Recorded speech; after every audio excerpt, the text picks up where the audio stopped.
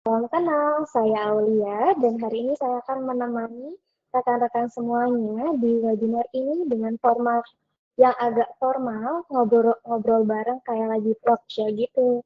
Jadi nanti bukan satu arah aja. Nanti di sini juga saya ditemani oleh dua rekan dari tim Jidoka. Di sini ada Kang Tatang dan juga Teh Nurul. Halo Kang Tatang, halo Teh Nurul. Halo. Halo semuanya. Oke, mungkin sebelum kita masuk ke sesi ngobrol yang lebih jauh, saya mau ajak nih rekan-rekan semuanya untuk kenalan dulu sama Jidoka Sistem Indonesia.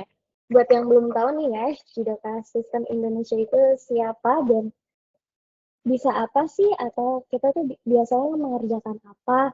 Ya, saya izin share screen ya ke rekan-rekan semuanya. Sebentar. Oke, screen saya apakah sudah terlihat?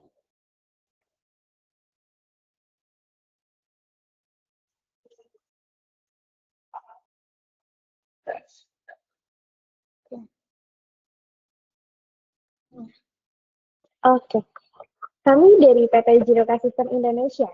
Jadi Jiroka Sistem Indonesia ini adalah konsultan IT yang membantu perusahaan untuk transformasi secara digital, dimulai dari UMKM hingga korporasi besar, gitu ya. Contohnya nih, kita biasa untuk implementasi ERP dari manufaktur, HR, finance, dan yang lain-lain. Di Jiroka sendiri ada kurang lebih 20 karyawan dan bisnis domain kami yaitu konsultan IT. Office kami berada di PT Urban Town nomor 27 Karawang, Jawa Barat. Jadi buat yang mau mampir ke Jiroka boleh banget nih.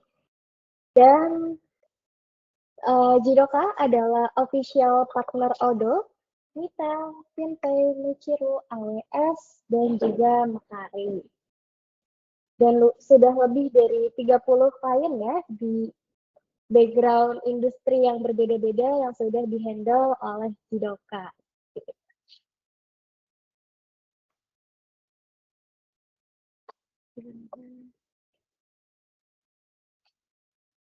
Nah, ini adalah sedikit perjalanan Jidoka.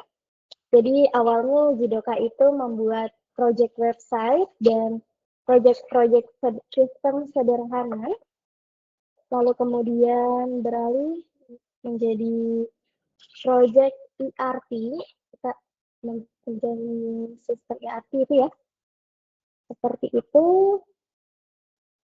Kemudian ini adalah beberapa klien dari Jiroka di bidang manufaktur, ada ABC, Kasai, CKWI, dan yang lain-lain.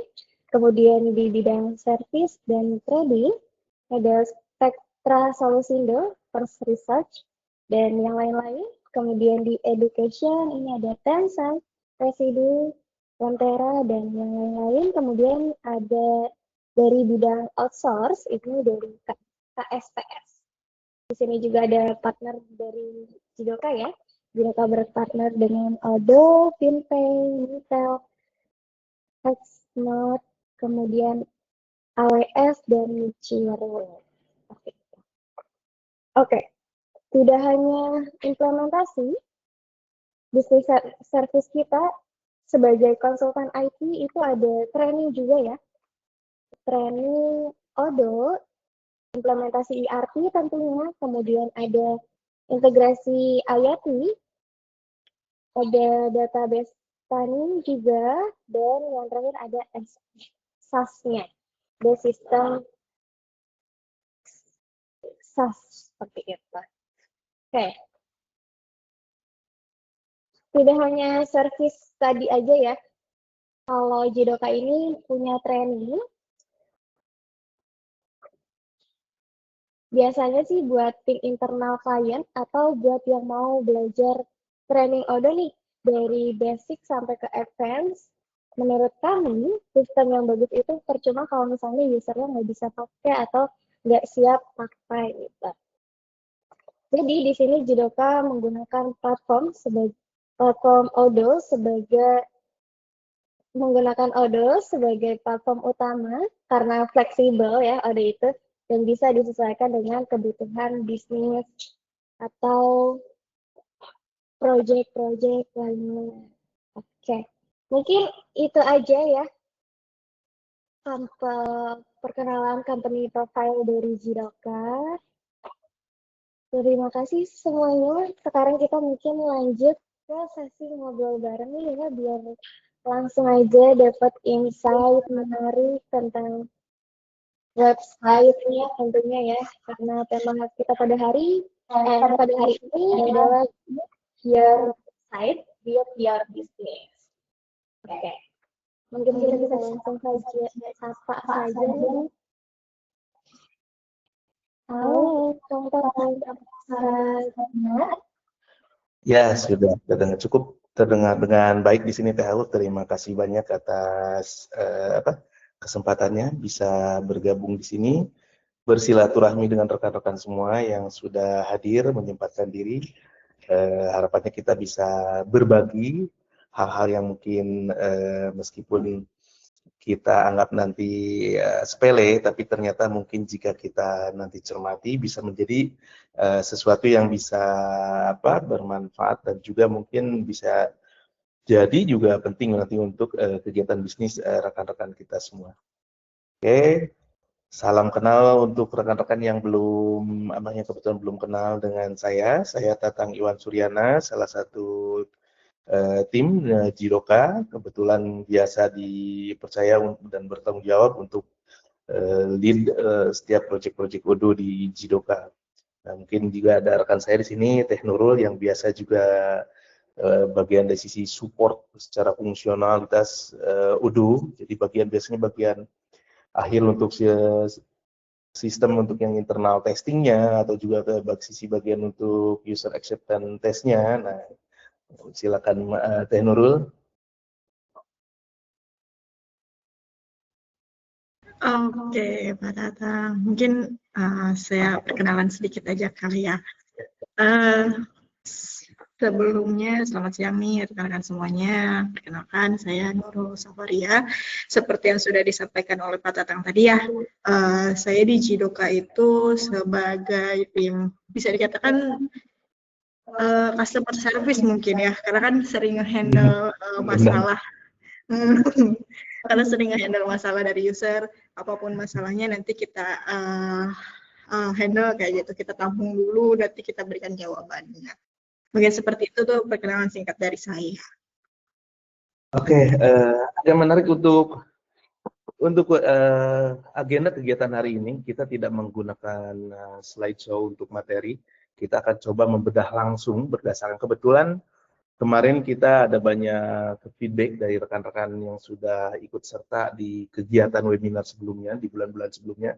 Sudah kita tampung juga dan ada permintaan untuk sedikit membahas tentang CRM, kemudian modul website dan juga mungkin beberapa pertanyaan terkait Kang Tatang, apakah website yang menggunakan Odoo, yang dibangun menggunakan modul website Odoo ini, apakah bisa dioptimasi secara SEO dan seberapa powerful gitu.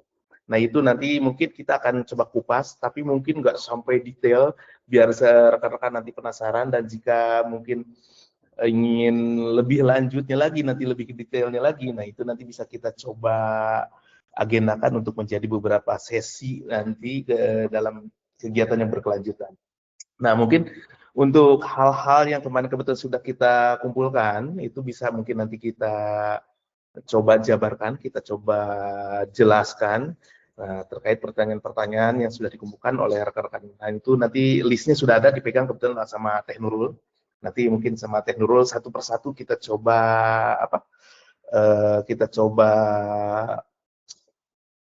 bongkar dan jelaskan lah gitu dari pertanyaan-pertanyaan yang masuk itu. Nah, gimana Teh Nurul? Sudah siap dengan list-list pertanyaannya, Teh Nurul?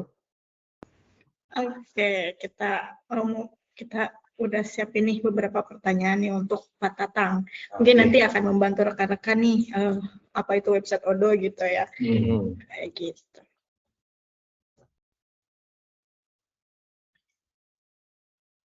Nanti Teh Aul juga kalau misalnya ada pertanyaan, bisa langsung kita bertanya. Untuk rekan-rekan juga yang nanti sambil jalan kita jika ada yang ingin ditanyakan, terlintas pertanyaan apapun itu, coba aja nanti dituliskan di kolom komentar biar nanti disusun sama Teh Aulia. Nanti kita sesuaikan dengan sesi tanya jawab nanti. Oke.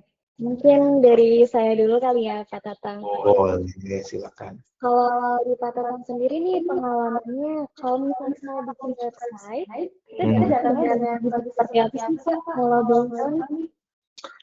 Kalau ini tergantung nih, karena platform untuk membuat website itu kan banyak dan berbeda-beda. Kemudian setiap orang juga biasanya punya spesifikasi untuk kebutuhan webnya ini kan pasti berbeda juga. Tapi yang pasti konteksnya mungkin kita coba persempit ya.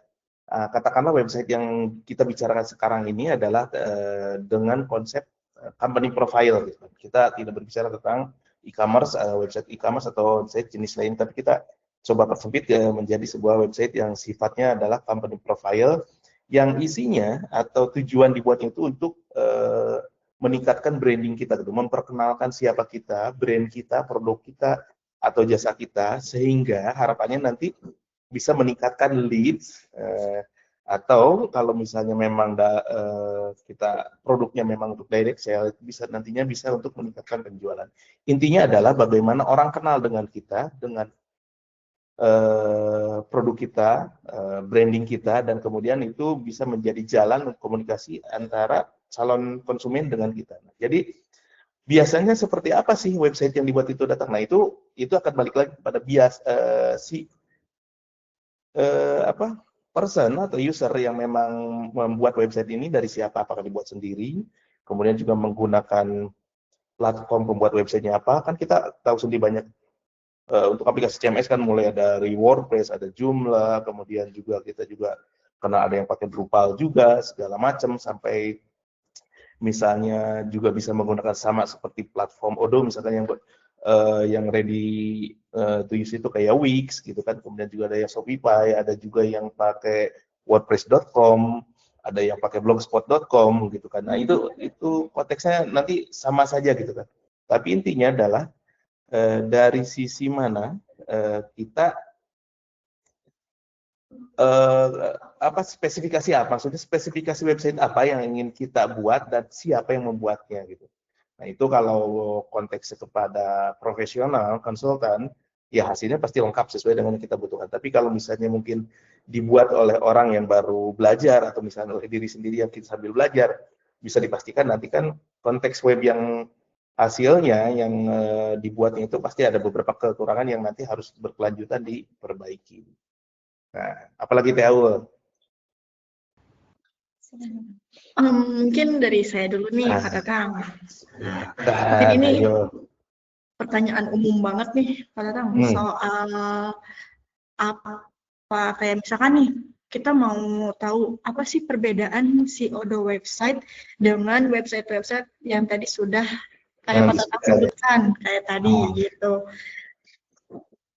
Nah, kan kalau website biasa itu kan kita sering banyak ya Pak Tatang ya. Kita sering kayak misalkan ada iklan di handphone, itu kan kita klik nanti keluar gitu ya websitenya, atau soal berita apapun itu ada di situ gitu ya. Nah, kalau Odoo ini gimana sih Pak Tatang kayak gitu? Gimana cara kita ngelolanya gitu misalkan, atau gimana cara kita ngontrolnya kayak gitu misalkan. Mungkin itu dulu sih Pak Tatang pertanyaannya. Nah, ini menarik nih. Ini harus sambil ditunjukin juga ya. Sebentar. Ya lebih enak menjelaskannya. Oke. Kita coba tunjukkan. Nah, ini yang oke, apa yang ini juga deh. Atau yang ini deh.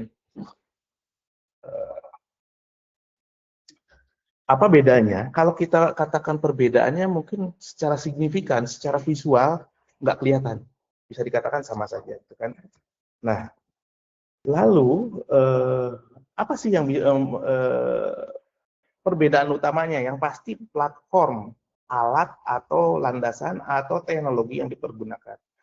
Nah, website Odoo ini merupakan salah satu modul yang tersedia atau yang disediakan oleh Odoo. Odoo ini kalau kita kan, karena skemanya dia adalah aplikasi besar yang sifatnya modular, memiliki banyak modul yang bisa diaktifkan dan dinonaktifkan. Salah satu modulnya adalah modul website.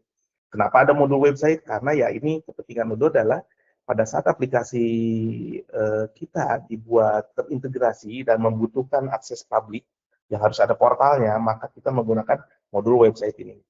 Tapi ternyata Odoo berbaik hati bahwa modulnya ini dioptimalkan sehingga ketika kita hanya menggunakan modul website-nya saja, semua sudah bisa terfasilitasi. Jadi kalau misalnya kita coba cek di dalam,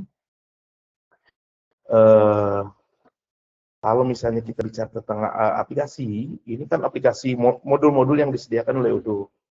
Nah, untuk di sisi website itu, terintegrasinya bisa dengan ada modul website-nya sendiri, yang kemudian nanti bisa digabungkan dengan modul e-learning, yang untuk membuat kursus online, bahkan bisa kita lengkapi juga dengan survei online atau ujian online-nya.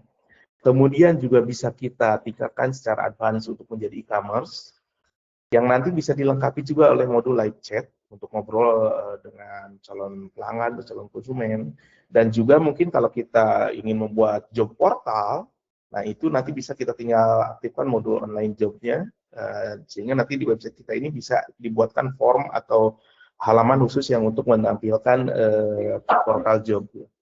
Nah, jadi perbedaannya apa? Secara visual mungkin tidak kelihatan karena hasilnya, outputnya sama saja. Tapi yang menjadi bedanya adalah bahwa teknologi yang dipergunakan ini adalah teknologi yang dibawa oleh Odoo. Odoo sendiri merupakan sebuah aplikasi besar yang memiliki banyak modul aplikasi seperti yang kita lihat sekarang. Dan dia dibangun menggunakan bahasa pemrograman untuk source code utamanya intinya menggunakan Python, kemudian untuk layer view-nya dia menggunakan banyak beberapa teknologi termasuk JavaScript dan juga ada QWeb, dan database-nya menggunakan PostgreSQL. Mungkin kalau yang kenal WordPress itu kan dibangunnya menggunakan teknologi PHP. Jadi perbedaannya hanya di sisi teknikal, lebih ke sisi teknisnya. Lalu mungkin pertanyaan selanjutnya adalah apakah cara menggunakannya sama dengan misalkan CMS yang lain yang dibicarakan? Bisa dikatakan secara garis besar beda. Bahkan Odoo lebih mempermudah karena dia skemanya kalau yang biasa menggunakan WordPress itu kita sudah menerapkan click and drag sama seperti ketika menggunakan Elementor. Jadi untuk lebih memperlihatkan apa yang dimaksudnya, mungkin nanti ini bisa kita berikan contoh. Misalkan untuk halaman About Us ini, pada saat kita edit, nanti ada pilihan beberapa blok yang misalnya jika kita ingin menambahkan di halaman ini, saya ingin menambahkan blok untuk sosial, itu nanti tinggal klik and drag pindahin ke sini. Nanti kita tinggal pilih apa sih yang mau ditampilkannya, apakah hanya peta atau apa. Di sini juga nanti kita ada beberapa pilihan lainnya. Jadi kalau misalnya mau ganti bukan sosial yang mau saya mau masukin katalog, nanti tinggal dimasukin. Nanti ada banyak pilihan juga nih blok-blok yang untuk di-insert ke halaman yang sedang kita edit itu. Nah, kemudian selain blog itu juga nanti ada beberapa konten yang di sini diberikan namanya itu inner content. Konten utama, jadi kita mau ngasih rating lah, atau misalnya mau ngasih akordeon, jika mau bikin misalkan FNQ misalkan, nanti itu bisa ditambahkan ke sana juga. Jadi kita bisa, sorry. Nah, seperti ini. Jadi nanti ada tambahan yang kontennya nanti kita edit di sini, bisa tinggal kita edit langsung di sini. Kemudian juga untuk hal-hal lain yang misalnya paling simpel, kalau misalnya kita mau ngapain ya di sini, mau nambah apa, nanti kita bisa tambahkan juga dengan cara misalkan jika di sini kita tambahkan dengan menambahkan slash seperti ini, maka akan muncul beberapa pilihan yang bisa kita input langsung di sini. Jadi kalau misalnya mau nambah media, tinggal nanti pilih medianya. Media kita tinggal pilih. Kalau misalnya mau masukkan ke dalam konten kita, itu nanti tinggal otomatis sudah langsung. Dan kelebihannya adalah bahwa media ini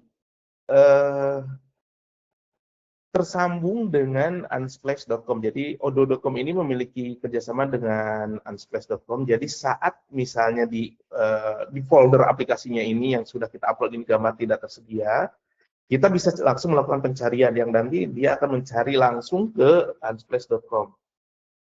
Jadi nanti ada muncul banyak pilihannya, kita tinggal pilih mana nih yang mau kita masukin, oh kita mau pilihnya yang ini gitu. Atau misalnya mau ganti lagi dengan kata kunci yang berbeda. Nah, itu kelebihannya nanti di sana. Jadi kita bisa menambahkan banyak konten di sini. Kemudian secara stylingnya ini juga bisa kita ubah-ubah nanti di sini. Jadi apakah kita mau pakai shadow gambarnya, gitu kan, pakai shadow atau misalnya menggunakan hal-hal yang elemen-elemen estetis lainnya. Semua bisa kita tambahkan, bisa kita cek di sini. Jadi rekan-rekan nanti bisa explore mau nambahin paddingnya, stylenya, apakah mau gambarnya mau dibikin ellipse gitu kan, atau mau dibikin yang lain gitu kan. Itu nanti tinggal di edit dan dieksplor sendiri gitu. Untuk konten-kontennya sendiri di sini yang disediakan ada beberapa pilihan di sini. Jadi rekan-rekan bisa mengedit dengan sesuai dengan kebutuhan dan sampai ke hal yang sifatnya warna ataupun misalnya teks dan juga posisi itu nanti bisa tinggal diatur sendiri. Jadi sama persis kalau misalnya sudah terbiasa menggunakan Elementor, pasti akan mudah gitu kan untuk bisa memahami dan menggunakan. Jadi kalau misalnya udah oke, nanti tinggal di save. Kalau kita misalnya tidak mau di save atau mau ini ya kita tinggal discard change. Jadi halaman yang punya kita sih tidak jadi diedit misalnya seperti itu. Nah, jadi perbedaan utama seperti itu, Teh Nurul. Ada pertanyaan lain? Keren banget ya Odo ini ya. Jadi kita bisa edit langsung di depan sini berarti ya. Berarti kan kita kalau misalkan ada orang nanya, berarti kita nggak perlu ngoding dong di websitenya Odo. Betul. Untuk bikin web di sini kita sama sekali tidak membutuhkan kemampuan untuk ngoding. Jadi benar-benar hanya sedikit pengetahuan tentang hal-hal yang sifatnya desain, kemudian juga sense of art-nya mungkin yang sifatnya untuk estetis ya, supaya nanti kelihatan webnya atau tampilannya lebih menarik. Nah itu mungkin butuhnya paling itu aja sih. Ya, ada lagi dari list pertanyaan-pertanyaan yang sudah terkumpul, apalagi katanya? Oke. Berarti website itu penting itu gratis. Jadi kalau bicara penting atau tidak, gini, kita punya kebutuhan nggak untuk berhubungan atau berkomunikasi dengan orang lain? Dalam tanda kutip, kalau kita seorang pengusaha punya kegiatan bisnis, kita butuh orang untuk beli produk kita. Ya betul sih. Ketika kita butuh, otomatis biasanya kita akan melakukan namanya promosi. Ya betul. Nah, jenis promosi secara konvensional kita kan ada yang namanya mengiklankan atau menginformasikan itu kayak pasang ada yang pasang banner lah, ada pasang spanduk, ada juga yang pasang iklan gitu kan. Kalau zaman dulu kan di koran, di majalah. Di era teknologi modern kita mulai menggunakan di sekarang gitu kan, era digital marketing 4.0, 4.0 lah istilahnya kalau yang sekarang, kita sudah mulai menggunakan media sosial media, kemudian juga kita menggunakan search engine. Jadi ada yang menggunakan program periklanan, misalkan menggunakan Google Ads untuk mengiklankan produk kita atau jualan kita atau bisnis kita, sehingga pada saat orang mencari di Google maka iklannya akan muncul di sana di hasil pencarian di paling atas, tapi ditandai sebagai sponsor gitu kan. Kemudian juga ada yang sudah mulai rata-rata banyak yang sudah menggunakannya itu sosial media. Ada yang bikin akun di TikTok, Instagram, Facebook, gitu kan. Bahkan sampai kalau dulu Twitter, kalau sekarang kan X, Twitter ini kan udah agak kurang ini. Nah, lebih banyaknya ke TikTok, Instagram, dan Facebook. Cuma ada beberapa sedikit perbedaan nih. Bedanya apa? Sosmed ini sifatnya kan dinamis, cepat. Informasi yang kita sampaikan sekarang, besok lusa udah ketimpa jauh. Bahkan mungkin sudah nggak bisa susah lah nyari yang lihat itu. Satu itu. Kedua, akun sosmed ini juga masih rentan. Kenapa disebut rentan gini? Pada saat kita dianggap melanggar TOS penyedia sosial media, tiba-tiba akun kita kena suspend atau misalnya kena ban, itu biasanya otomatis informasi kita yang ada di sana hilang. Sehingga orang akan kesulitan untuk mencari informasi tentang kegiatan usaha kita. Nah, website lebih kepada kayak toko statis atau toko atau tempat yang untuk menginformasikan, mempromosikan itu semua tanpa kita harus khawatir hal-hal yang tadi. Kenapa? Karena kita bisa secara dedicated menyediakan satu halaman khusus, misalkan untuk menyampaikan katalog produk atau usaha kita, kemudian juga bisa juga informasi tentang brand kita lah, tentang siapa kitanya, buat us kitanya. Jadi orang pada saat datang udah tahu apa yang mau dia cari, apa informasi tersedia. Sisanya paling nanti yang kita harapkan itu adalah larinya ke call to action-nya. Apakah dia akan bertanya tentang harga atau ingin memastikan kita bisa membuatkan atau menjual produk yang dia butuhkan gitu kan, atau bisa saja langsung dia memesan produk atau barang yang memang kita tawarkan. Itu gambarannya. Oke, tadi kan ngomong-ngomong search engine optimize itu di Odoo itu ada fiturnya nggak sih? Nah, ini yang menarik nih. Ini nanti berarti bisa kita sedikit jelaskan, mulai kita jelaskan ya. Tapi screen saya masih muncul nggak sih? Masih ada kelihatan di sana ya. Ini nih. Pada saat kita membuat konten atau pada saat kita membangun website, itu kan kalau di WordPress mungkin kita kan akan butuh plugin, misalkan All-in-One SEO, Yoast, atau Rank Math yang kalau terbiasa menggunakan WordPress untuk plugin SEO-nya.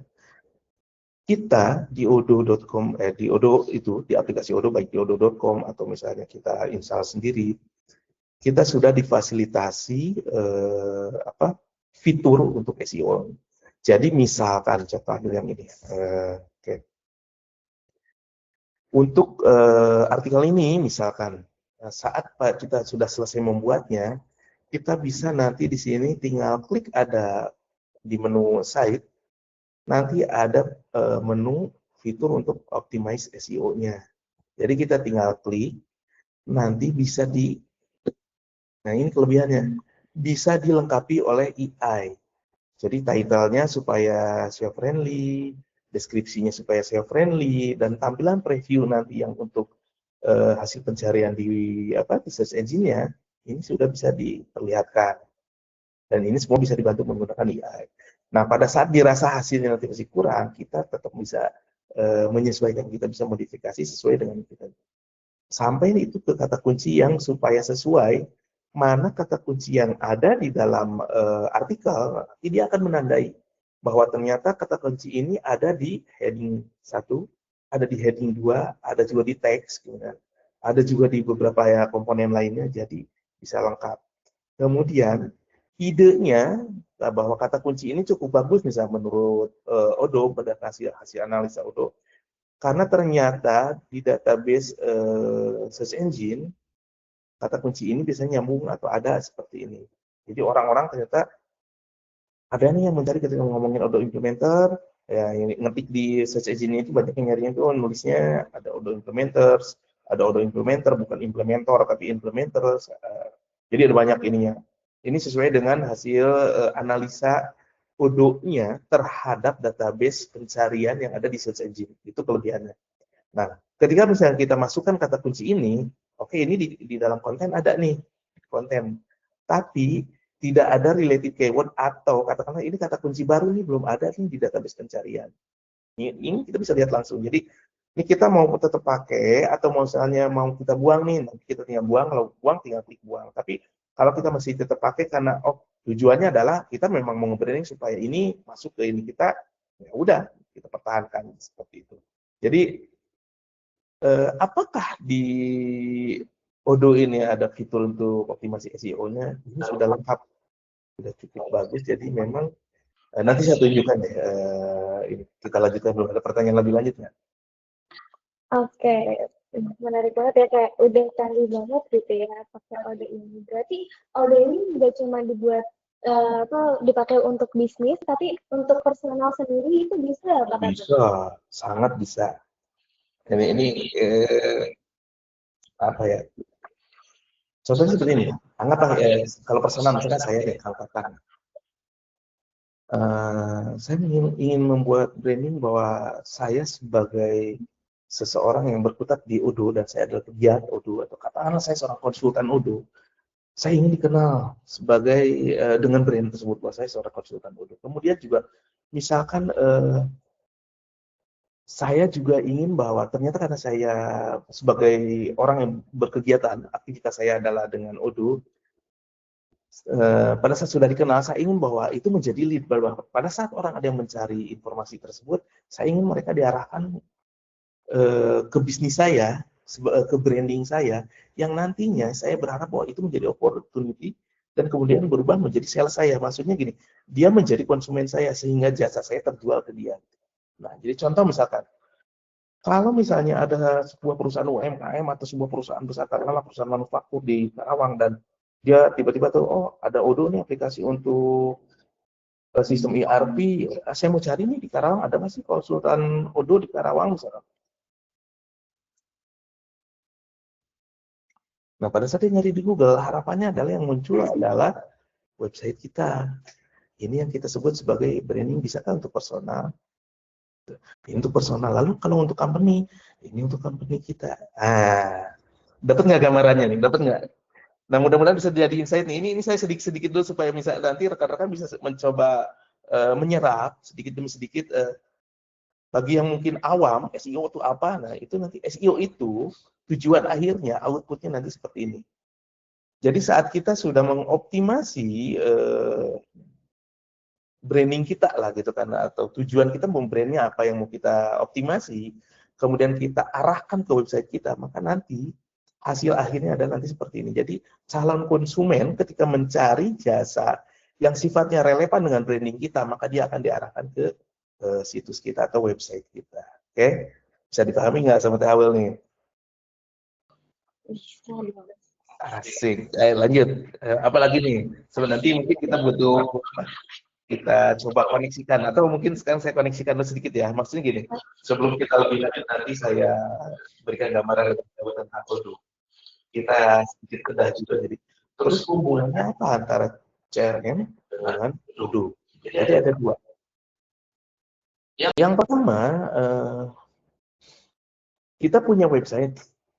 Harapannya adalah bahwa di sana kita nanti menginformasikan kegiatan usaha kita, branding kita atau brand kita, itu baik mau jasa atau produk fisik atau produk digital.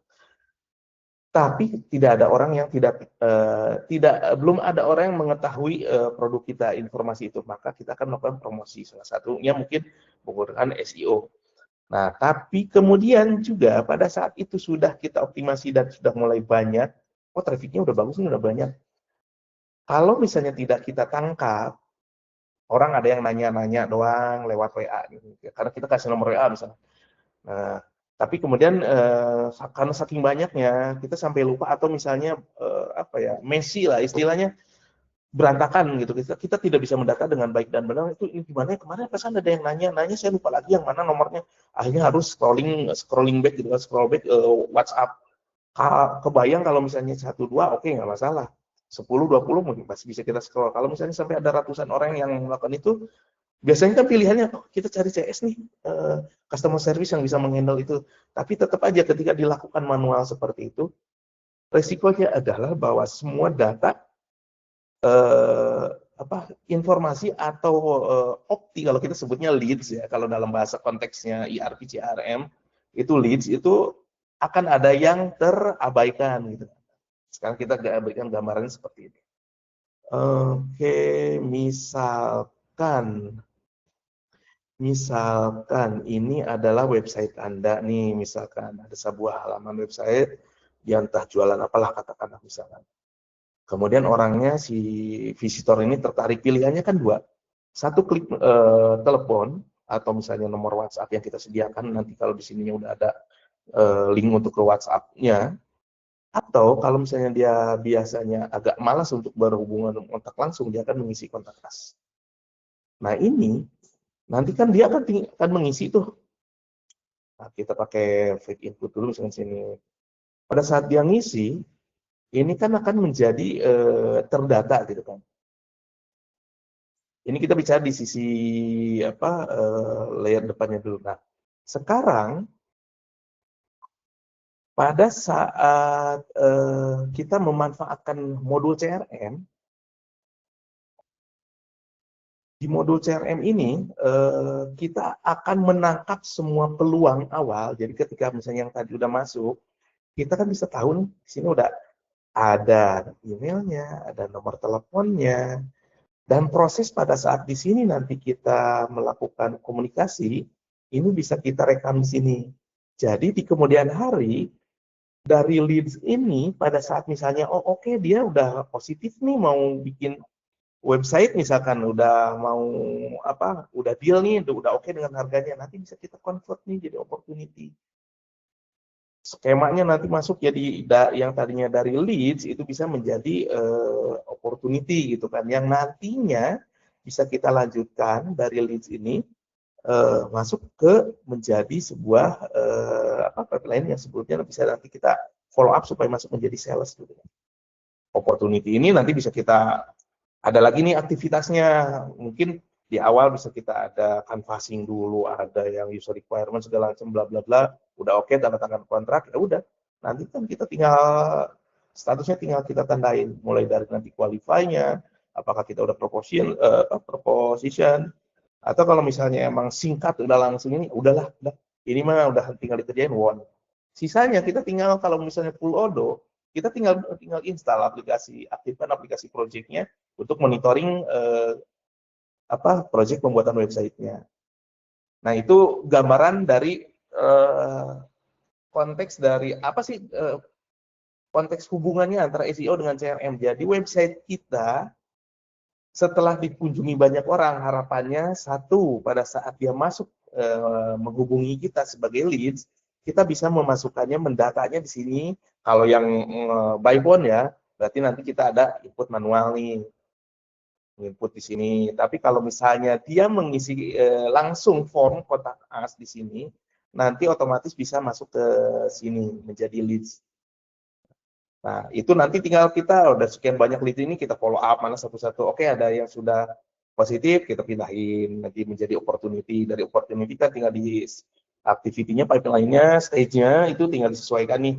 Mana nanti yang sampai apakah deal sampai turun SPK tidaknya gitu. Nah, itu dari sisi si aplikasinya. Kemudian kita balikin lagi nih. Lalu Kang Tatang gimana caranya nih? Nah, saya udah punya webnya, saya udah punya brand, misalkan saya jualan sepatu, terus untuk melakukan optimasi SEO-nya bagaimana atau mulai dari mana? Ini yang menarik nih. Ini kalau waktunya cukup bisa saya bedah semuanya, tapi kalau enggak nanti rekan-rekan tinggal ikut lagi nih ya di sesi selanjutnya. Jadi langkah yang pertama, pastikan bahwa selalu sebelum melakukan pembuatan website atau kalau misalnya udah tanggung, udah kadung membuat, kita biasanya langkah pertama dalam SEO itu adalah riset. Jadi ada kalau di ada banyak sih, ada keyword tool, ada yang pakai Neopetl, Ubersuggest ya. Kemudian ada juga yang menggunakan Google Ads, itu ada yang bisa untuk keyword plan-nya.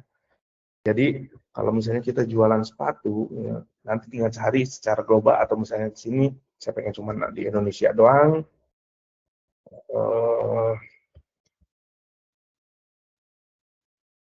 Kemudian misalkan sepatu remaja,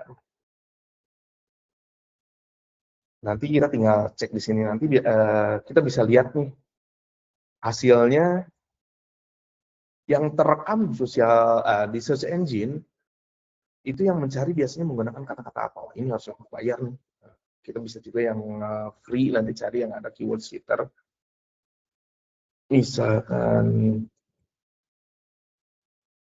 ya, tadi pakai itu sih, kalau dia pakai apa kayak sepatu anak lah yang paling gampang misalkan.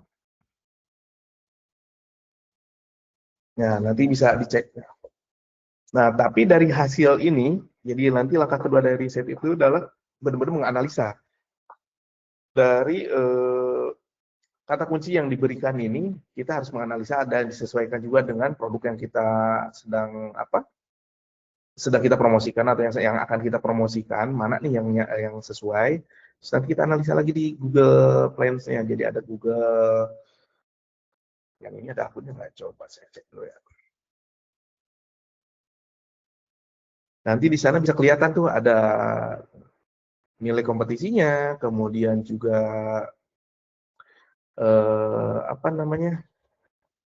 value-nya, Pak. Jadi kalau di sana nanti ada data statistiknya yang untuk menunjukkan bahwa si kata kunci ini nilai kompetisinya seberapa tinggi, kemudian juga kalau misalnya kita pasang iklan, badge-nya ini harus kita ganti pakai akun yang saya isi aja deh.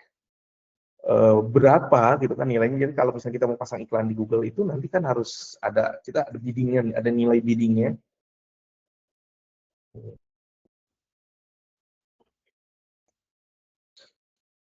Mana sih hasilnya? Oke, sekarang udah ganti, udah bisnis. Jadi itu nanti bisa kelihatan. Kalau saya dulu biasanya pakai juga Neopetal yang untuk bersuggest, nanti bisa rekan-rekan bisa coba juga nih untuk ada yang free-nya. Itu ada yang keyword idea segala macam. Ini ada yang free-nya bisa coba. Jadi bisa memanfaatkan yang untuk free-nya. Biasanya nanti dimunculkan juga ada nilai-nilai secara kompetisi atau apanya. Nah, saran-saran. Itu yang pertama ya. Yang pertama menganalisa dulu.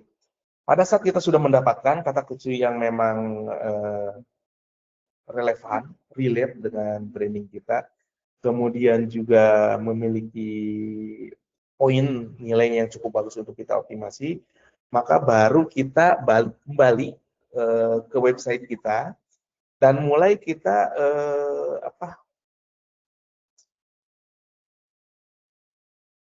kita bisa memulai untuk mengimplementasikannya secara kaidah on page SEO-nya. Apa sih yang dimaksud? Nah, mungkin bisa saya tunjukkan. Jadi gini, ini yang akun saya mana? Yang kangtatang.com yang mana? Nah, di sini deh. Bukan. Saya sampai lupa yang untuk. Nah, sini kalau yang kejauhan. Oke. Nah, implementasi kaidah untuk SEO on page-nya yang di halamannya biasanya difokuskan di halaman utama. Jadi di sini karena dia menjadi representasi dari website kita, menjadi konten utama, maka dia harus memberikan informasi yang sesuai dengan brand kita. Nah, oke, seperti apa sih yang dimaksud Kang Kakang? Yang pertama, kontennya. Jadi misalkan ketika saya bicara, atau misalnya seperti yang tadi saya jelaskan di awal, saya mengajar tentang branding saya menjadi konsultan Odo. Kita di sini buat kontennya. Jadi konten itu terbagi dari konten yang sifatnya tekstual, konten tulisan, literasi. Ada juga konten yang media, baik itu gambar atau video. Okay. Kemudian di sini kontennya adalah harus dibuat memang diperuntukkan untuk visitor atau pengunjung yang real pengunjung, karena pengunjung web kita itu selain kita manusia gitu, kadang-kadang kan ada bot search engine atau apa. Jadi tapi Google akan menilai, mesin pencari itu akan menilai bahwa situs yang baik itu memiliki informasi yang sifatnya untuk disampaikan kepada pengunjung manusia gitu kan, untuk human visitor. Nah, disinilah nanti kita harus ada yang namanya keilmuannya berbeda lagi, namanya copywriting. Bagaimana membuat sebuah konten tulisan yang singkat tapi bisa membuat menarik dan bisa menimbulkan awareness terhadap para pengunjung. Jadi kalau di sini contoh misalnya saya seperti ini. Jadi ini mungkin ini hanya contoh biasa gitu kan. Kalau yang bikin konten yang lebih bagus, nah biasanya di sini copywriting-nya akan lebih bagus. Jadi menunjukkan ada secara runtutannya seperti apa, kemudian yang kita tawarkan nantinya apa, gitu. Nah ini langkah pertamanya dari sisi konten visualnya ya, yang terlihatnya. Yang kedua, kita harus menerapkan juga ke dalam SEO on page-nya itu ke dalam di balik visualnya. Jadi kalau misalnya di website seperti ini, berarti kita ngomongin di bagaimana ngisi meta content atau apanya. Nah, ini yang kita masukkan menggunakan plugin. Kalau di sini kan fitur optimize SEO-nya. Nah, kalau misalnya di WordPress itu kan menggunakan plugin SEO-nya. Jadi saat kita gunakan, nanti di sini kita sematkan kata kunci yang memang kita kejar, yang sudah kita riset. Contoh, di sini saya ada konsultan Odoo, ada konsultan Odoo Karawang, ada jasa SEO, ini nyangkut juga jasa SEO. Ada ERP manufacturing gitu kan, hal-hal yang memang ingin kita utamakan supaya dia relevan dengan web kita, ini di sini kita semua. Dan ini semua biasanya yang harus kita tempatkan adalah berdasarkan hasil riset di tahap pertama tadi kita. Itu gambarannya ya dari jadi bagaimana sih pada saat kita sudah menggunakan modul websitenya Odoo dan kemudian kita sambungkan dengan CRM, ini supaya nanti pengunjungnya yang ngisi konten ini bisa kita follow up gitu kan, itu menggunakan aplikasi CRM-nya. Tapi juga bagaimana supaya lebih banyak pengunjung dan mengisi kontak us-nya ini atau menghubungi kita, nah itu nanti larinya menggunakan SEO-nya. Jadi ketika siapapun nyari terkait apapun yang dia cari, misalkan kalau nantinya kata kunci yang misalnya sudah kita optimasi, nah harapannya nanti masuknya ke kita semua.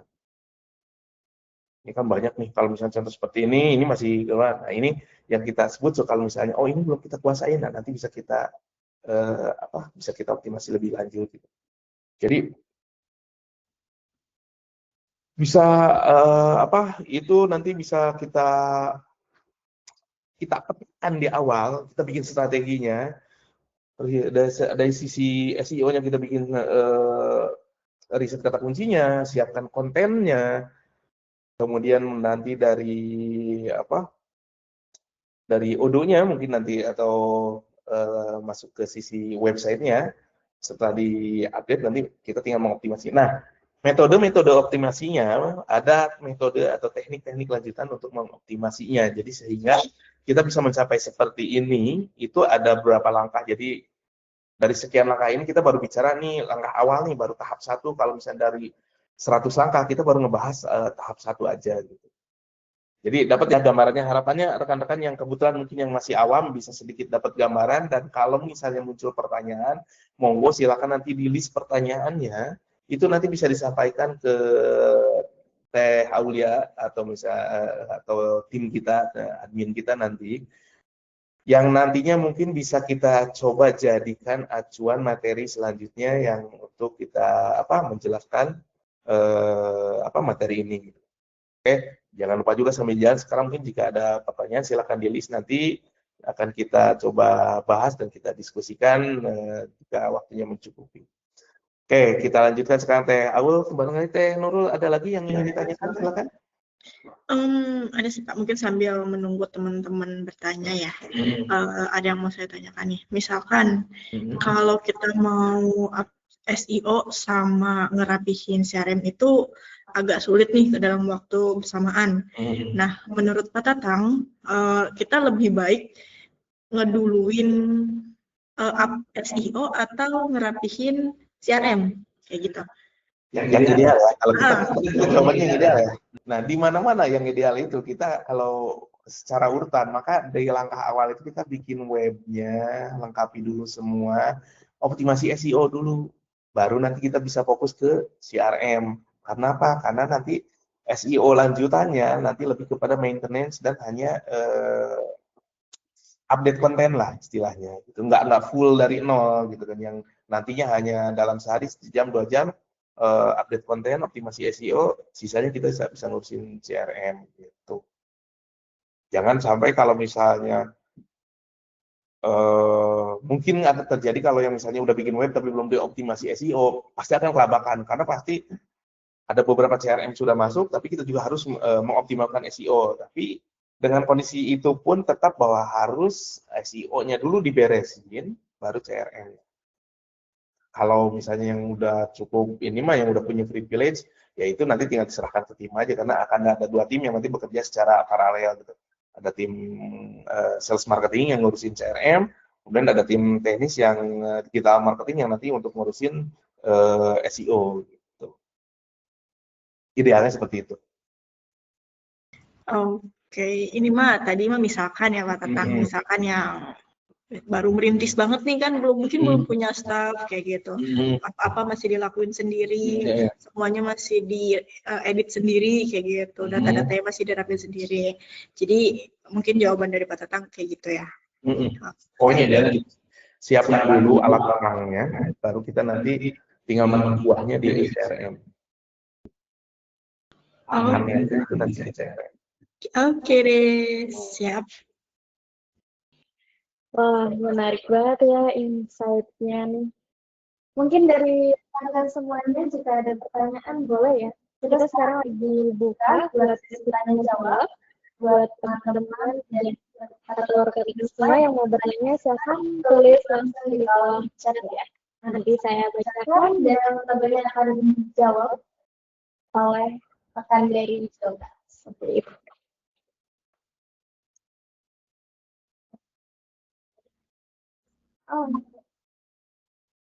Oke, terima kasih Pak Tata. Ayo, siapa tuh? Pertanyaan dari Mas Muhammad Royan. Untuk IG itu di audio apapun bisa ya Pak? Bisa dong. Dan yang kedua, bisa ditambahkan pihak ketiga seperti button WA di pojok kanan bawah. Apakah bisa? Itu masih ada nggak? Masih. Nggak, masih. Yang itu udah selesai nggak pertanyaan yang ini? Sudah. Jadi untuk beberapa tambahan yang untuk button WA seperti itu, mungkin kalau bicara modul, hari itu ada di Odo Community Shop-nya di Ocha ya. Itu ada beberapa seperti itu. Tapi kalau misalnya kita bikin sendiri pun sebetulnya nanti bisa. Jadi kita bisa aja nanti manual pada saat kita ngedit tambahkan satu blog yang nanti isinya hanya untuk menampilkan, karena HTML-nya aja nanti yang kita tampilkan di sini. Nanti tinggal tambahkan blognya gitu kan, di isinya yang script kode HTML itu yang nantinya bisa menampilkan yang button atau button WA-nya. Dan di sini kan ada nanti untuk embed kode ya. Nah kemudian kalau misalnya untuk style, nah ini kan kita tinggal pilih elemen yang mau dianimasinya. Nanti di sini ada stylenya tuh tinggal pilih. Jadi ada beberapa pilihannya nanti di sini untuk animationnya. Oh saya pengen nanti on scrollnya mau jadi apa nih atau apa gitu kan, nanti ada pilihan ini. Jadi contoh kayak misalnya on appearance gitu. Jadi pilihannya animationnya apa nih, stylenya kan ada yang nanti efeknya ada fade, ada misalnya shake atau mau push atau mau flash, zoom in segala macam. Nah, itu pokoknya kalau misalnya udah terbiasa pakai Elementor, meskipun mungkin tidak selengkap di Elementor, ini sudah terfasilitasi untuk yang base ini, kita nanti udah bisa ini sendirilah. Nanti rekan-rekan kalau udah explore sendiri seru dah. Jadi pilihannya ada banyak. Jadi seperti tadi misalnya mau nambahin ya asal kodenya ada, nanti kita tinggal nambahin sini untuk blok kodenya, embednya, nanti otomatis si tombolnya akan muncul sesuai dengan yang output yang diinginkan. Oke, ada lagi? Oke, seperti itu ya Pak Ryan. Apakah ada yang mau ditanyakan lagi nih dari Pak Ryan? Kita lanjut dulu ke pertanyaan selanjutnya dari Pak Nanda. Ini Pak Tatian. Metrik KPI apa saja yang penting untuk dimonitor di dashboard CRM? Nah, kalau ini menarik nih. Ini dalam nih. Ini tergantung ya dari nanti di sisi setiap perusahaan itu akan punya ininya masing-masing. Jadi ada alasannya kenapa mulai dari leads, kemudian dari sisi configuration-nya itu kan nanti ada stage-nya ini kan beda-beda nih. Ada yang new, qualify, proposition-nya, won, ini standar lead-nya. Tapi beberapa perusahaan mungkin akan membuat staging-nya yang sedikit berbeda. Jadi nggak urutannya mungkin bisa berbeda dengan seperti ini karena ada custom staging-nya. Pada saat kita bicara nanti dari qualify ini, yang dimaksud qualify-nya seperti apa? Apakah di sini sebelum qualify ini ada tahapannya apa dulu? Misalkan phasing, jadi dari new dapat phasing, qualify, oke. Setelah qualify ini, katakanlah cukup memiliki kualifikasi ini calon pelanggan kita bisa kita follow up. Apakah di sini nanti ada tambahan lagi? Nah, KPI-nya nantinya adalah mungkin kalau kita ya tetap dari sekian banyak leads, mana sih yang sudah menjadi sales gitu kan. Nah, itu biasanya KPI utama rata-rata pasti mengarahnya ke sana. Tapi kalau misalnya untuk yang kalau kita bilangnya marketing lapangan, itu nanti tidak menghitungnya mungkin tidak selalu dari leads atau opportunity yang won ya, statusnya won, tapi biasanya dari berapa banyak dulu leads yang dia dapatkan dan seberapa besar seberapa bagus kualitasnya. Jadi meskipun tidak won, tapi nanti dia akan mendapatkan nilai karena biasanya kita dari banyak leads akan memiliki banyak database juga gitu. Ini perusahaan project ini pada saat proposition nggak berhasil atau masuk tender kita gagal, tapi kita punya circle, punya informasi, punya kontak yang berada di perusahaan tersebut yang siapa tahu nanti di kemudian hari kita bisa masukkan kembali penawaran yang lain gitu kan. Jadi itu nanti ada banyak banget. Jadi nggak hanya di sisi lead-nya, kemudian di sales-nya juga nanti kan beda, pipeline-nya juga bisa dibeda-bedakan. Jadi nggak hanya seperti yang sekarang misalnya mulai dari new qualify ini nanti muncul di sini semua. Nah, terkait KPI-nya juga nanti kan penilaiannya tergantung juga di sisi perusahaan. Seperti yang tadi misalnya ada yang ngukurnya dari seberapa banyak, kemudian juga ada juga yang result-nya dari sekian banyak itu dia ambil juga. Umumnya kan biasanya ada sekian banyak yang masuk, nanti cuman sekedar dapat bonus nih kalau misalnya udah goal menjadi project, nah itu biasa atau menjadi penjualan, transaksi.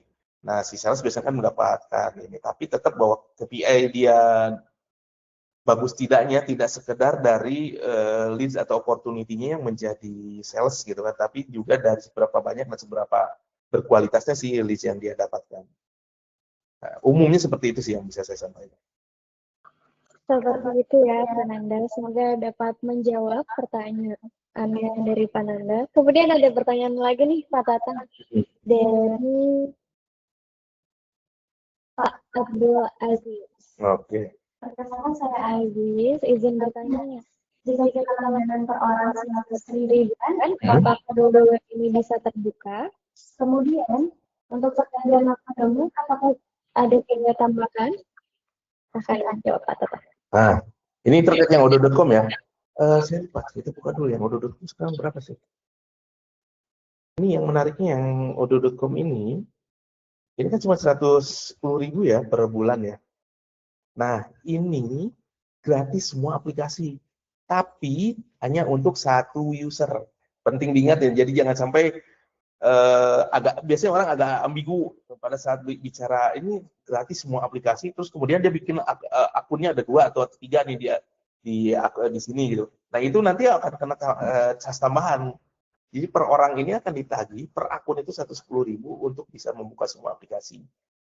Jadi saat kita misalnya berlangganan ini 110.000 per month ini mungkin ditambah pajak dan segala macam, nantinya semua aplikasi yang kita butuhkan bisa kita pergunakan.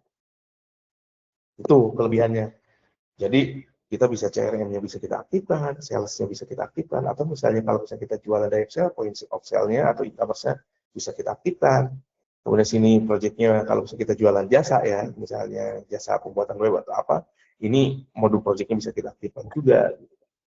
Kita mau bikin juga laporan keuangan, langsung akuntingnya aktifkan juga. Gitu. Kalau website kan otomatis pasti nanti kita butuh gitu kan, karena di odo.com ya otomatis nanti ini harus wajib kita aktifkan di awal. Nah itu. Terus tadi setelah yang itu apa? Nah yang domain ini kalau tidak salah Odo ini memberikan penawaran 1 tahun gratis 1 tahun pertama gratis untuk domain jika available dan dia disetujui oleh mereka.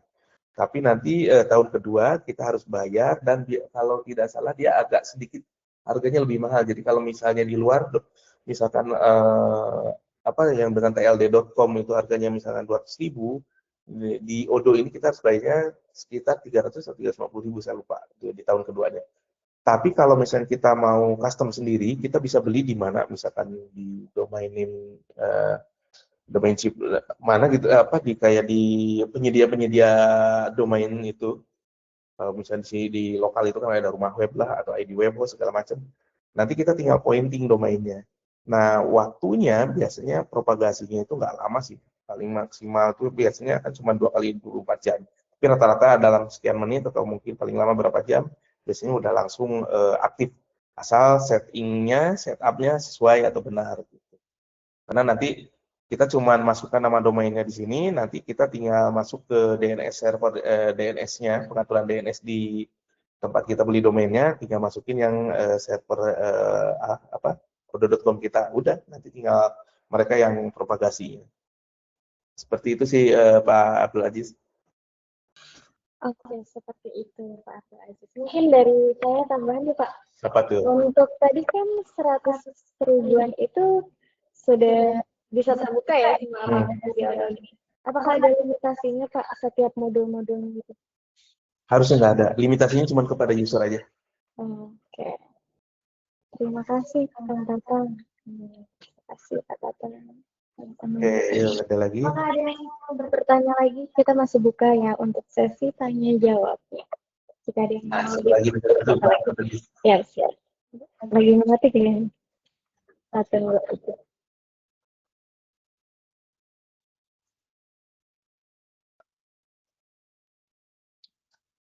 dua, idealnya pilih yang online atau desktop katakan. Ini nanti kembali lagi ke kebutuhan ya. Yang pertama, apakah kita butuh mengakses aplikasi kita di mana saja, dari mana saja, dan menggunakan perangkat mana saja. Jadi kalau kita mobile, kita banyak bergerak, misalnya kita berurusan dengan klien kemana, ke luar kota, kemana, kemudian kita juga perlu update data menggunakan, katakanlah kita ngomonginnya odo.com ini aplikasi kita gitu. Maka itu mungkin ideal untuk menggunakan yang online.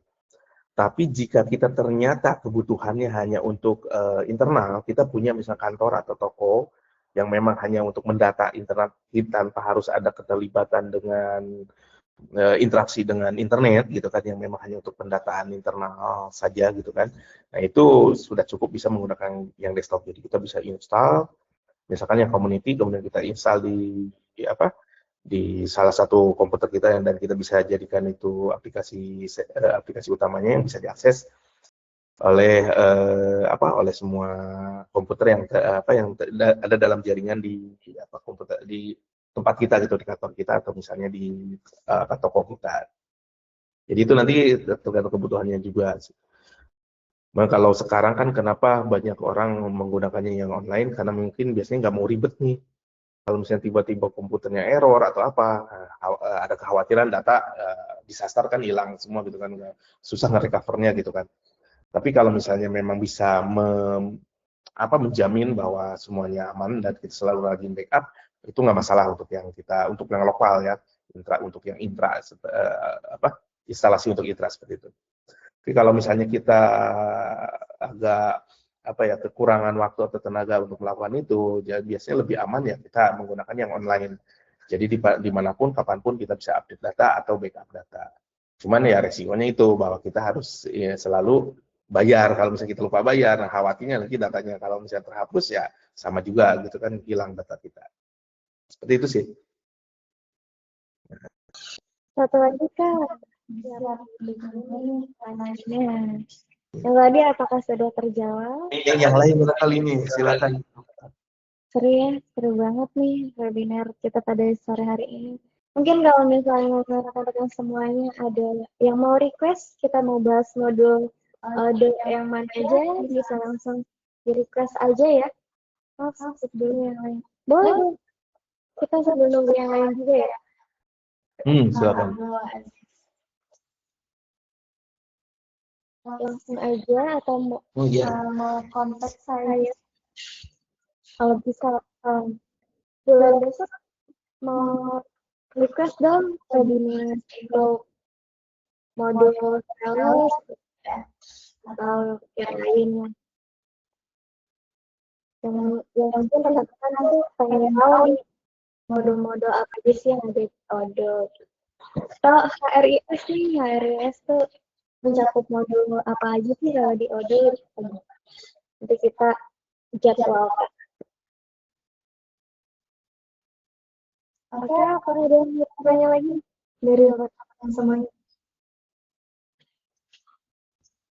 Mungkin dari saya dulu ya, Silakan. Menurut Bapak, kesalahan paling sering apa sih Bapak yang dilakukan perusahaan atau personal gitu ya waktu bikin website? Yang pertama, mereka lupa untuk mengimplementasikan atau merepresentasikan brand mereka. Jadi mereka terlalu seragam atau biasanya kesalahannya itu adalah prefer estetik dibandingkan implementasi brandingnya. Jadi gini maksudnya, kalau misalnya mereka bikin ketika ditawari oleh vendornya, misalnya karena dia minta orang lain untuk membuat websitenya, vendor menyodorkan beberapa desain visual gitu kan, template lah kalau kita template-nya gitu kan. Terus kemudian karena dia merasa ini yang paling bagus, milikin sana. Tapi mereka lupa bahwa website yang baik itu, yang ideal itu tidak hanya sekedar bagus dilihat, tapi benar-benar merepresentasikan brandnya atau ya intinya brand mereka gitu kan, citra atau image dari si pemilik webnya itu gitu. Jadi kalau kita ngomonginnya Telkomsel, ya websitenya itu tampilnya harus merepresentasikan identitas company-nya gitu kan, baik dari sisi skema warna, kemudian juga konten gitu kan, dan yang terakhir adalah on page SEO-nya gitu kan. Nah, kita biasanya kenapa bisa terlibat atau saya udah punya web dong, tampilannya bagus tapi kok susah ya, nggak dicari di Google kok nggak muncul gitu kan. Nah, itu kembali ke tadi yang saya jelaskan bahwa ada beberapa hal yang di awal kita skip gitu. Kita hanya pengen bagus dilihat tapi kita lupa tidak menerapkan brand kita. Ya orang bagaimana bisa Google bagaimana bisa mendata atau mengindeks situs kita kalau misalnya kita sendiri tidak menerapkannya. Ini sama aja kayak bagaimana saya mau dikenal kalau saya tidak memiliki kartu identitas gitu kan. Bagaimana saya menunjukin nama saya, membenarkan, memverifikasi, memvalidasi saya Tatang nih, tapi saya tidak memiliki KTP yang menunjukkan bahwa identitas saya namanya Tatang. Nah, website itu sama persis seperti itu. Jadi on page SEO itu sama dengan kartu identitasnya website kita. Jadi di sana nanti menunjukkan siapa, untuk apa, isinya apa, yang diinginkan apa, kenapa, dengan katalog seperti itu, informasi seperti itu yang tercatat di Google, maka dia akan menyimpan kita sebagai referensi yang akan dibuat relevan dengan kata kunci, frase kata yang dicari oleh para pencari informasi di mesin pencari, terutama misalnya di Google. Jadi kayak gitu. Ya. Oh gitu ya. Terus ada tipsnya nggak nih Kak? Wah, ada banyak. Ada banyak nih. Selain yang pertama tadi kita lakukan SEO-nya, ada beberapa hal yang bisa kita terapkan yang pasti, misalkan satu nih sebelum yang mungkin paling utama yang harus dilakukan ya, oleh pemilik website itu, karena rata-rata kita menggunakan Google, maka yang wajib kita gunakan di awal itu adalah mana ya, Google, ini ada namanya Google Search Console. Jadi Google Search Console ini adalah layanan yang diberikan oleh Google untuk mempermudah kita memberikan data atau submit atau membuat website kita didata oleh Google. Jadi di sini misalkan untuk web saya kangtatang.com ini, supaya situs kita bisa diindeks. Apa sih maksudnya diindeks itu? Nah, ini sebelum kita jelaskan, kita tunjukkan dulu ya. Jadi apa sih yang disebut dengan kangtatang.com yang kita buka dulu deh. Kan kalau dalam ilmu SEO dasar itu ada 3 tahapan yang menunjukkan sejauh mana sih situs ini sudah terindeks atau belum oleh Google. Jadi ini kita tunjukkan dulu. Yang pertama, kita cari situsnya dengan domainnya langsung, URL-nya langsung. Jadi kalau misalnya konten, ya konten langsung. Kalau dia sudah ada di hasil pencarian, artinya dia sudah terindeks. Harusnya google.com dulu. Jadi di kolom pencariannya menggunakan alamat URL kita. Nah, kalau sudah muncul, ini artinya kita sudah terindeks. Karena dia harus memunculkan semua halaman yang terindeks dari situs kita. Oke, ini yang disebut sebagai tahap pertama. Tahap yang keduanya adalah judul blognya. Jadi karena kebetulan saya misalkan Kang Tatang Odo, ya saya misalnya menggunakan Kang Tatang Odo nih. Kalau misalnya sudah terindeks ada, maka dia akan muncul juga. Akan muncul semua sampai ke hasilnya ada juga nih yang YouTube-nya. Nah, yang terakhir barulah di tahap ketiga kita dikatakan bahwa optimasi SEO kita berhasil pada saat ya tahap pertama sudah terlewati, kedua terlewati, yang terakhir adalah menggunakan kata kunci yang kita kejar. Contoh tadi misalkan konsultan, Odo Karawang gitu kan. Nah, saat menggunakan kata kunci yang kita kejar ini atau yang kita target dan sudah kita optimasi, kemudian muncul hasilnya, maka itu dikatakan bahwa optimasi SEO kita sudah berhasil. Ini kita balik lagi ke sini nih. Bagaimana supaya itu bisa terjadi? Semuanya ada di sini kuncinya, bahwa Google mendata itu semua di aplikasi ini yang disediakan oleh Google. Jadi di sini kita kalau misalnya lihat di Sitemaps, itu bisa kita lihat ada berapa banyak sih situs kita ini yang halaman terindeksnya gitu, yang terdata. Oh, ternyata ada 47 halaman yang dia nanti di sini juga kita bisa cek nih, mulai dari performance, jadi apa namanya? Oke, insight-nya atau overview-nya itu data-data yang sifatnya berhubungan dengan situs kita nanti akan muncul di sini semua. Jadi ada berapa banyak yang berkunjung, berapa banyak yang mencari. Nah, itu juga nanti sampai ke misalkan kalau pasti munculkan itu berdasarkan kata kunci apa juga dia masuk, itu nanti biasanya akan muncul di sini semua. Nah, ini yang pertama, yang katakanlah yang wajib dilakukan pertama di situs kita, didaftarkan ke sini. Caranya bisa, kalau bisa rekan nanti tinggal add property, masukkan URL situs, nanti tinggal ikuti langkah-langkah selanjutnya.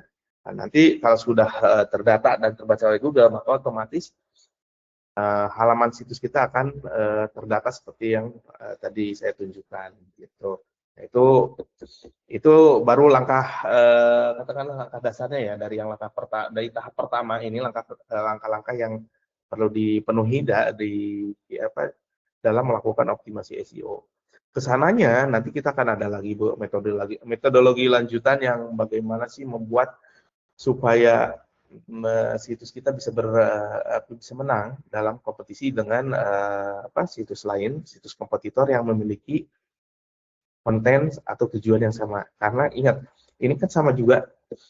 Kalau kita bisa jualan sepatu, yang jualan sepatu itu bukan cuma kita. Ada puluhan, ratusan, bahkan hitungannya udah jutaan orang yang sama-sama jualan sepatu. Kemudian juga ketika kita bisa bikin web, mereka juga sama bikin. Mereka melakukan optimasi SEO, mereka juga bikin. Nah, di sanalah nanti yang menunjukkan real fight-nya, bagaimana cara kita bertarungnya supaya kita menang dalam persaingan itu. Nah, di sana itu nanti yang ada teknik-teknik khusus yang setiap praktisi SEO akan memiliki jurus-jurusnya sendiri, memiliki metodologi tersendiri yang mungkin selain yang umum, yang general dilakukan, mereka juga memiliki beberapa metodologi atau formula sendiri yang diharapkan bisa membuat mereka memiliki penilaian lebih di mata mesin pencari sehingga websitenya bisa menang di dalam kompetisi. Jadi ini yang misalkan yang ngejar konsultan Odo itu kan banyak. Kalau misalnya kita nggak pakai Karawang gitu kan, ini kan kalau kita ngejar umum kita kan masih jauh nih, karena ternyata banyak nih kompetitor kita yang sudah duluan ke sana gitu. Sedangkan kita yang baru terjun belum lama gitu kan, akan butuh banyak waktu dan kita juga perlu fokus untuk melakukan optimasi SEO-nya supaya bagaimana nih caranya supaya nanti kita bisa menggeser mereka semua. Nah, itu. Jadi tujuan dari SEO itu nanti optimasi SEO itu nanti lainnya cara sih. Nah, jadi salah satu strategi ya seperti tadi, ya pada saat kita kan nggak butuh juga nih kalau misalnya ini kita lebih ke sisi regionalnya ya, kalau misalnya nanti mau kita cari target pasarnya di Bandung ya kita nanti kejarnya regional Bandung. Seperti itu sih. Oke, terima kasih Pak Tatang. Oke, ini ada 3 pertanyaan terakhir ya Pak Tatang ya. Oke, yang pertama dari Pak Abdul Aziz. Izin izin ingin bertanya lebih lanjut tentang juga sedikit panjang. Apakah bisa bertanya langsung menggunakan suara? Boleh, boleh ya? Oke, atau saya lanjutkan dulu ke pertanyaan kedua dulu Pak ya? Boleh, boleh. Oke, dari Pak Komar, izin bertanya Pak, setelah melakukan pembelian ini, apakah ada bimbingan internal lebih lanjut bagi yang awam untuk membuat website tersebut? Ini dulu kita masa ada kita ada program untuk website gratis. Kemudian kita juga berikan juga pelatihannya mulai dari cara menggunakan modul Odoo ini dan juga dasar-dasar optimasi SEO-nya. Cuman kebetulan mungkin nanti programnya untuk saat ini belum ada informasi lebih lanjut. Nanti mungkin diinfokan oleh TAO. Tapi mungkin kalau di luar itu, di luar program general yang kita biasa adakan, mungkin kalau itu larinya lebih kepada nanti program khusus mungkin.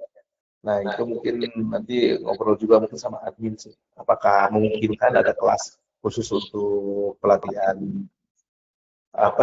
pelatihan ini kalau kita kan pelatihan pembuatan website menggunakan Odoo lengkap dengan optimasi SEO-nya. Mungkin untuk sementara sih informasinya baru bisa sampaikan itu sih. Jika ingin membuat website gratis, bisa langsung hubungi saya aja ya. Nomornya nanti saya akan. Bukannya ada di flyer itu. Kemarin saya ada di flyer dan tadi saya juga udah sempat share ini ya, share link webinar ya. Jadi bisa dibalas aja gitu ya. Kalau nanti saya bikin form, tinggal diisi di situ. Sekalian nanti rekan-rekan kan itu kalau misalnya ada feedback atau apa gitu kan, saran, kritik dan juga harapan misalnya di next materinya pengen apa, nah itu nanti bisa difasilitasi ya? Bisa. Oke, sip. Lanjut yang pertanyaan yang ketiga dulu. Ketiga ini ada dari Pak Hendri. Izin bertanya, jika kita ingin memasukkan produk, gimana untuk caranya? Gampang itu, aduh. Nanti ini kalau misalnya pakai yang paling enak itu, kalau yang diaktifkannya adalah modul e-commerce. Aduh, ini masih loading yang lokal.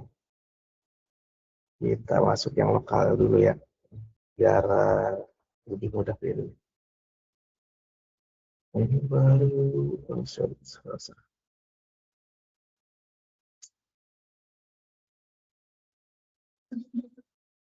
Nah ini ada yang untuk website itu. Jadi ada dua pilihan. Kalau kita mau menginformasikan statis, nah, kita sambil buka lagi ya untuk ininya. Yang statis kita tinggal bikin halaman khusus katalog lah kalau kita kan. Kalau tanpa menggunakan modul Odoo ya, tanpa menggunakan modul Odoo.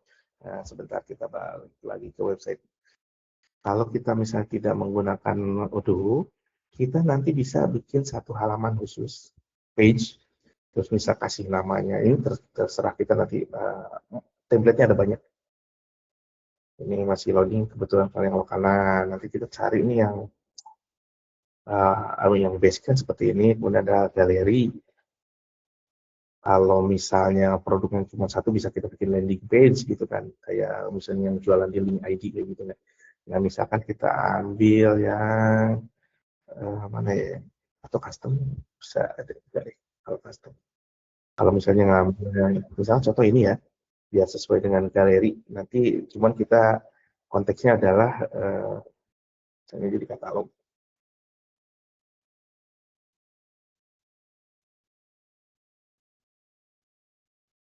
Pada saat nanti udah selesai, kalau sekarang kan yang tampil itu adalah gambar dan keterangan. Nanti ini bisa kita ganti, jadi kita edit gambarnya misalkan mesin fotokopi. Kalau kita misalnya jualan mesin fotokopi ya, nggak ada. atau printer paling gampang. No image. Ini karena ini lokal ya. Oke, nggak masalah. Saya lokal belum disambungin, harus pakai ininya dulu, akses key-nya. Kalau misalnya yang di odo.com kan udah langsung otomatis. Kalau yang lokal, kita harus koneksikan dulu, kita daftar dulu di Unsplice-nya, nanti API key-nya tinggal dimasukkan. Nah, nanti ini tinggal dirubah-rubah. Nama judulnya menjadi nama produk, gitu kan. Di sininya nanti kita tinggal tambahkan. Kontennya bisa kita ubah juga sesuai dengan yang kita inginkan. Misalkan harganya misalnya 25.000.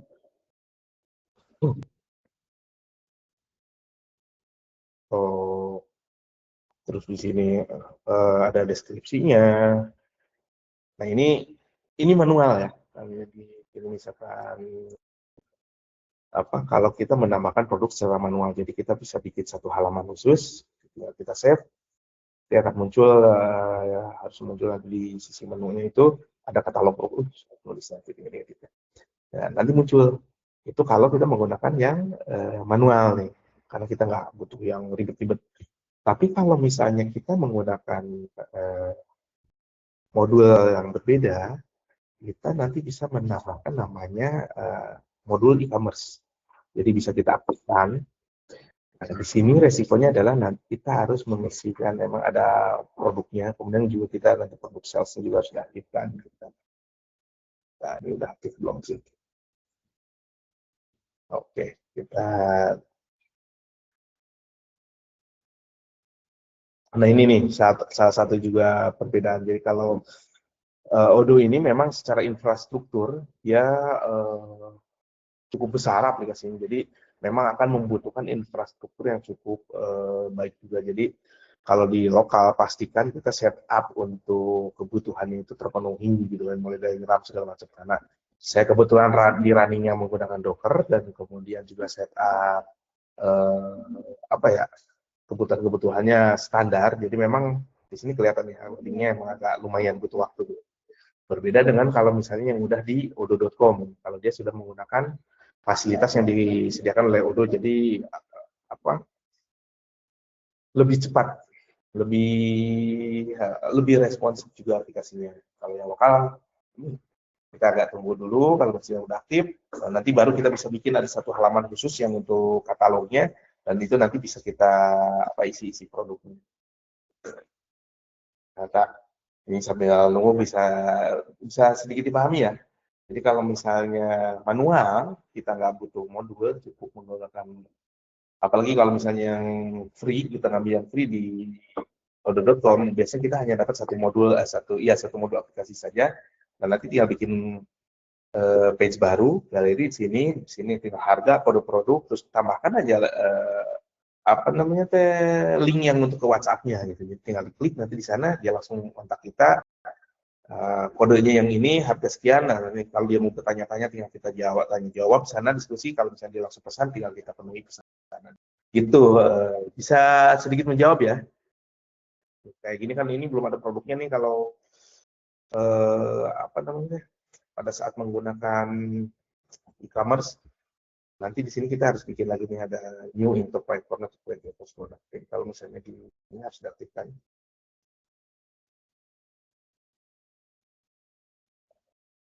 Nanti ininya tinggal tinggal di checklist lagi untuk wakilan ini. Kita keluar.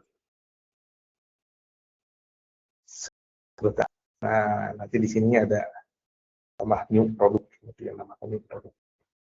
Jadi kalau misalnya produknya misalkan tadi printer, kemudian ada barcode-nya apa, kita tambahkan kode barcode-nya, harganya apa, nanti setup di sini ada di konfigurasinya supaya menjadi rupiah. Misalkan $15, sales tax-nya kita nggak pakai, kalaupun pakai di Indonesia itu cuma 11, website kategorinya, karena kita belum ada kategorinya, misalnya create printer aja lah.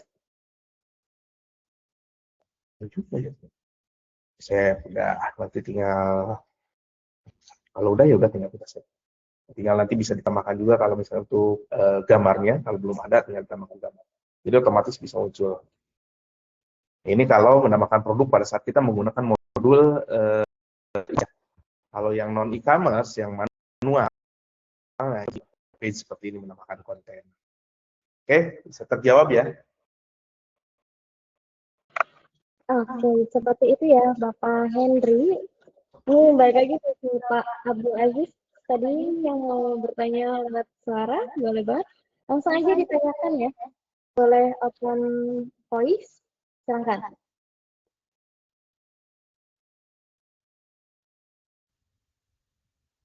Baik, terima kasih Ibu Aulia dan Pak Tatang atas Ya. waktunya. Suara saya terdengar jelas, Pak? Cukup jelas di sini. Silakan Pak. Saya manggilnya apa, Pak Oke, Abdul baik. Aziz atau Pak Aziz? Aziz aja, Pak. Saya masih muda. Akang gitu ya, Kang Aziz. Iya, maaf ini ya Silakan. kalau mungkin buat teman-teman yang lain juga maaf ya. Ini saya sedikit mau nanya lebih dalam tentang Jidoka. Boleh. Jidoka ini kan konsultan ya lebih Betul. tepatnya. Nah, otomatis kita ketika ingin menggunakan layanan si Odoo, baik itu secara corporate maupun UKM, nah kan ada 2 channel nih kalau saya lihat. Bisa kita secara mandiri menggunakan odoo.com langganan, karena saya pernah langganan juga menggunakan tugas kuliah tuh kemarin. Nah, tapi saya ngelihat ada beberapa peluang UKM gitu ya, terus beberapa korporasi rekanan saya yang membutuhkan sepertinya pas gitu menggunakan Odoo. Nah, Yang ingin saya tanyakan ialah, apa bedanya jika kita beli sendiri, jelas menginstall sendiri dan lain-lain, yang mengkonfigurasi sendiri dan lain-lain, dengan kita bekerja sama dengan Jidoka? nah, ini menarik nih. Ini yang banyak sering ditanyakan juga. Saya kan bisa sendiri, Pak, bisa mandiri. Betul. Yang paling mudah yang beri saya jawab adalah memang mudah, selama itu memang mampu dikerjakan sendiri, itu nggak masalah. Justru kita support gitu kan.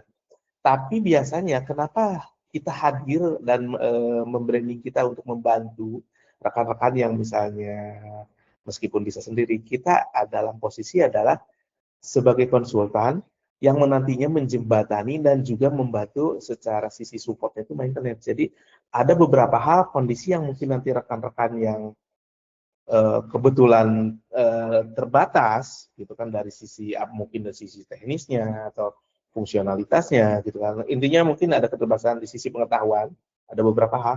Nah, itu biasanya nanti kita hadirkan di sana. Satu itu. Kedua, karena kita merupakan memiliki partnership langsung dengan Odoo, maka biasanya kita bisa secara langsung menjembatani kebutuhannya sisi konsumen ini gitu kan. Karena kita kan biasanya pada saat rekan-rekan menggunakan langganan atau subscription untuk lisensi Odoo, itu kan biasanya mandiri, kalau masing-masing sendiri. Pada saat misalnya kita nanti mau ada kan bisa tuh langsung istilahnya menghubungi langsung Odoo-nya ketika misalnya ada kebutuhan segala macam, itu akan agak katakanlah ngantri lah kalau di istilah kita. Tapi kalau misalnya terkumpul atau misalnya terbantu oleh partner, biasanya akan memiliki prioritas gitu. Itu lebih ke arah sananya sih. Kemudian juga pada intinya sih lebih ke sana sih, support saat rekan-rekan ada misalnya ada satu hal nantinya yang ada hambatan atau ada kendala yang kebetulan belum menguasai, nah itu kita biasanya hadir di sana. Itu sih. Perbedaan utamanya cuma di sana aja sih. Karena sebetulnya ya secara mandiri nggak masalah, bisa gitu kan. Tapi pada saat kita mulai katakanlah misalnya Kang Aziz ini mengumpulkan dan kemudian juga mengkoordinasikan ada sekian banyak rekan-rekan UMKM lah misalkan sampai misalnya ada berapa puluh, ada berapa orang, sampai berapa puluh orang gitu kan. Nah itu nanti akan agak terasa juga gitu kan, misalnya ngurusin mereka satu persatu, memfasilitasi mereka untuk mengkomunikasikan kebutuhan mereka kalau misalnya ada kendala di sisi sistem aplikasi apapun itu ke pihak Odoo-nya. Nah, kita biasanya nanti membantunya di sana. Lebih ke arah sana sih. Baik, Pak. Boleh, Pak, ada lanjutan pertanyaannya? Silakan. Betul, iya, betul. Saya udah coba ketika langganan pribadi, memang ada chatbot AI-nya pun bisa ngasih tahu kita cara pakainya dan segala macam. Terus layanan servisnya pun, cuman yang handle orang India, terus macam-macam kayak dia random. Nah, Itu tuh. betul. Dan pastinya in English, not Indonesia. Nah, oke Pak. Oke, berarti memang di skala tertentu yang skalabilitasnya lebih lebar, misalnya Mm, korporasi ya, yang lebih kompleks, betul, pasti kita butuh konsultan untuk betul. konfigurasi. Nah, pertanyaannya ialah, jika kita menggunakan jasa Jidoka, konsepnya itu kita kan sistemnya langganan Heeh. atau seperti apa tuh? Ada charge monthly atau kontrak tahunan atau gimana tuh Pak? Nah, Itu. kalau itu nanti itu lebih dalamnya harusnya sama manajemen langsung. Kalau saya mungkin apa terbatas nih informasinya di arah sana. Tapi itu tergantung nanti dari sisi kebutuhan kan. Jadi katakanlah kita butuhnya hanya subscribe lisensinya aja. Nah, mungkin nanti kita bisa bantu. Jadi katakanlah kita jadi kayak apa namanya? Koordinator istilahnya gitu kan, koordinator karena kan supaya tidak tercerai-berai dan memudahkan nanti komunikasi. Kita kan lebih ke customer service-nya ya nanti. Nah, itu bisa kita jadi koordinator. Nah, itu nanti bisa kontak nih ke Teh Aulia atau Teh Nurul itu langsung tuh. Itu nanti ngobrolnya sama manajemen kalau itu. Baik, kalau misalkan yang mandiri Pak, bisa ngontak tim Jidoka untuk layanan tidak ya tentunya. Kalau mandiri kan tinggal langsung aja kalau mandiri gitu. Tapi kalau misalnya mau via kita ya nggak masalah juga. Cuman Oh, nggak masalah sih bisa nanti kita kumpulin. Intinya nanti mungkin sejauh apa sih atau servis apa sih nanti yang didapatkan. Nah itu nanti tim manajemen yang bisa apa, memberikan oh. informasi. Oke, thank you Pak Tatang sama Ibu Siap, Aulia. siap. Nanti saya kapan-kapan main ke Jidoka. Kemarin Ah, sempat boleh. janjian tapi belum belum sempat, kan di jauh ya, di mana tuh, di Jawa Barat, Cikarang, di Karawang, Karawang. Karawang, iya. Aduh, nanti Kang deh Ajis di mana? Kang kapan-kapan. Ajis posisi. Saya di Tangerang Pak kebetulan. Oh, Tangerang. Kemarin kita ke, oh kita kemarin cuma sampai Grogol, nggak sampai Tangerang. Iya, karena saya ngelihat banyak peluang ya. Ada beberapa customer saya kebetulan marketing kerjanya, Hmm. dan ada beberapa customer saya dia menggunakan ERP semacam Hmm. SAP. Tapi menurut saya terlalu mahal dan Hmm. kompleks menggunakan SAP. Mungkin kalau kita bisa arahkan dia ke Udo, terus apalagi ada fitur ini ya, CMS website untuk Ya, branding dia dan lain-lain. Nah, itu lebih, menurut saya lebih relevan gitu, dan ada boleh, boleh. peluang di situ. Iya, makanya kemarin saya sempat janjian, cuman belum sempat ke sana. Mau tanya sedikit di sini sama Kang Tatang. Ya udah, nanti saya ke sana aja deh. Makasih ya Boleh, boleh Kang nanti. Tatang sama Bu Aulia. Boleh. Oke, nanti tinggal ini aja kabarin lagi deh kalau udah ada waktunya.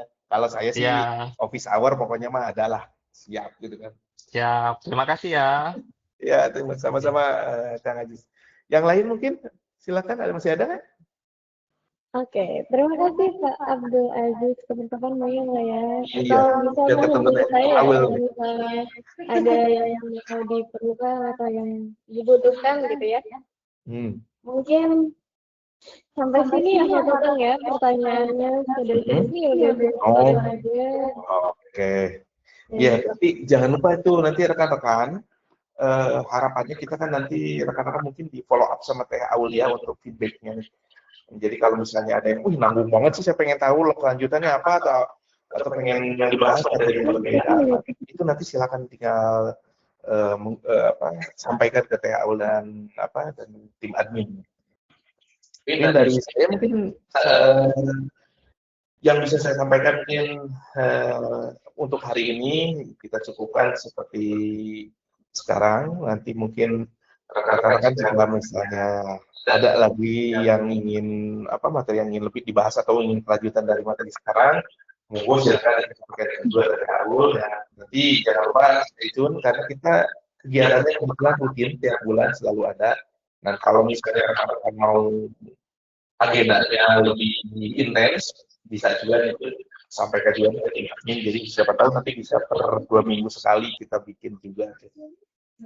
Oke, kalau dari saya itu saja. Mungkin terima kasih untuk rekan-rekan. Saya kembalikan kepada Teh Aulia.